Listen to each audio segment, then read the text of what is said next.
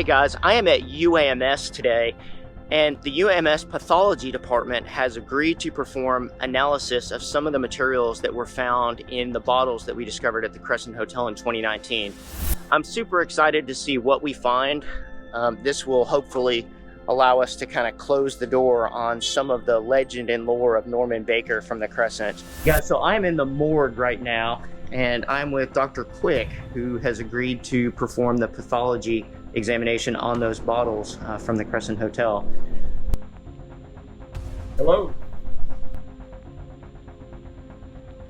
As you kind of can see around the room, it is definitely a working one. All right.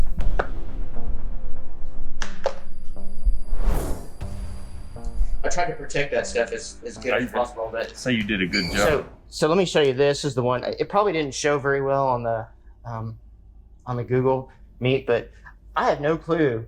Obviously, that was probably some sort of a chemical that's crystallized. Yeah, absolutely. But it's weird how it's just, in a perfect like rock shape. Wouldn't want to get a nose full of that, probably. No. But that's pretty interesting. And kind of like I had said on the phone, there are thousands of bottles.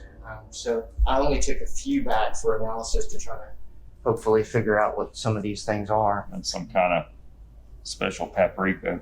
Yeah. That's right. And this was the one with the. So that's interesting because it's not even clear. Yeah, so there were several milk glass bottles, and I recovered a bottle very similar to that with just as awful of a rusted top that my finger went through, and it was like a black, greasy substance, almost like axle grease, but I don't know if maybe that's used for like cosmetics. And that's the bad boy the big sort of. show, right? It is. That's it right there, and it is not sealed very well. And the hotel, because it was kind of half empty, sort of filled it some with isopropyl alcohol, and I suspect there's probably water in there too. That is it. No telling. So what I'm going to do is pour that out. Okay.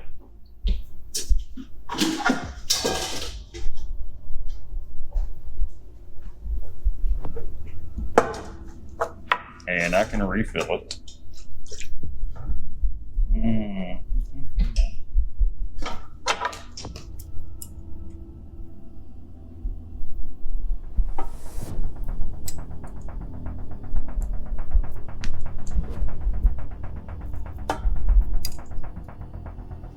Okay.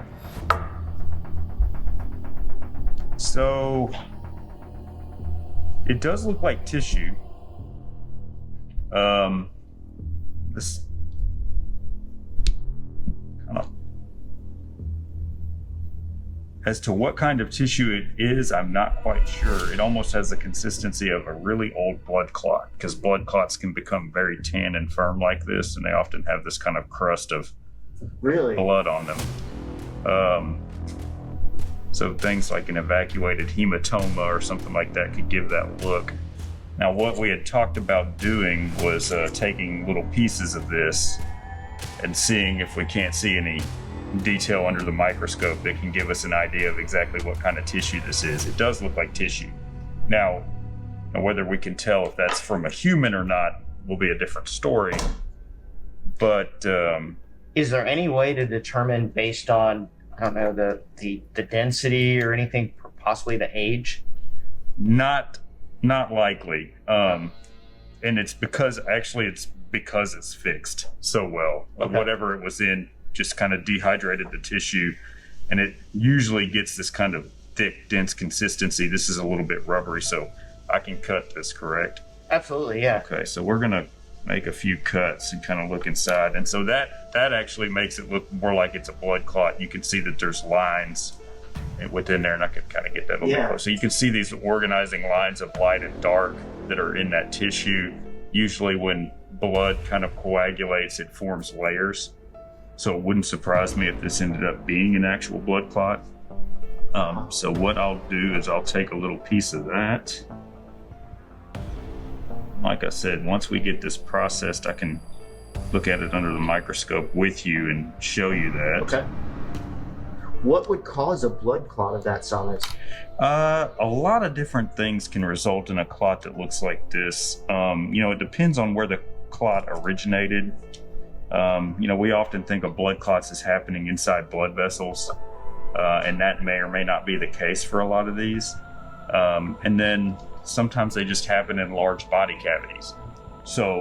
And it happens across all species as well. So you could theoretically have like somebody with maybe an aneurysm and they die, and then you could take the blood clot out and it would be huge. You can see those the size of a cantaloupe sometimes. Oh, wow. So this is kind of I wouldn't say that this is a huge blood clot. It's definitely bigger than you'd want in your body, but we aren't always in control of all that.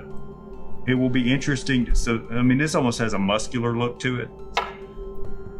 So that will be interesting to see what that's actually composed of.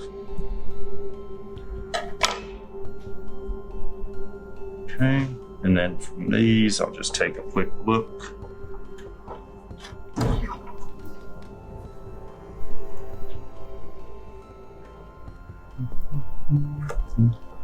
And a lot of these have the same consistency. You can just kind of see the layers that are going across from that light to dark. And so it kind of like across all of this, it looks very similar. So I think we're all dealing with the same type of tissue in all of these fragments. I don't think we're going to find any massive surprises from one to the other. Okay, so we got that.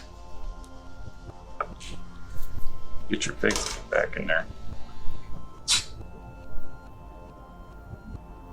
Yeah, definitely do not get a whiff of that stuff.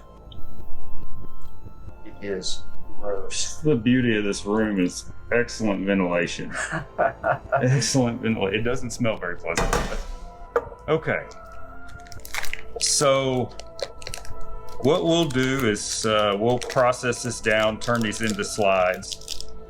That way we can see kind of what kind of tissue is making this up. And I will be in touch, and we will be able to look at the images and kind of go over them, and I'll be able to give you a little bit more information. I know we had discussed this possibly being ovarian type tissue. I don't see anything in there that specifically looks like ovary.